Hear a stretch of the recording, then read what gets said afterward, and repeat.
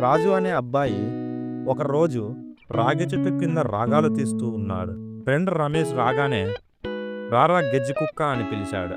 వచ్చా కదరా ఊర కుక్క అని రమేష్ అన్నాడు. ఇద్దరు రాగాలు తీస్తూ అలా చెట్టు కింద కాలక్షేపం చేస్తున్నారు. అప్పుడే రోజా అనే అమ్మాయి వెళ్తోంది అటుగా. రాజు అది చూసి ఏమే రోజా, రోజు రోజుకి రంగు ఎగురుతున్నావు అని అంటే, రోజా చెప్పుతో కొడతారా రాబందు అని అన్నది.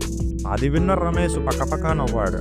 అప్పుడు రాజు పక్కనే ఉన్న చెప్పుతో కొడతాడు రమేష్ని. ఇదంతా రాగి చెట్టు వెనక నుంచి చూస్తూ ఉన్న రోజా వాళ్ళ నాన్న రామరాజు పక్కనే ఉన్న రాగి చెట్టు కర్ర తీసుకొని రాజు, రమేష్ ని రకరకాలుగా కొట్టి వెళ్ళిపోతాడు.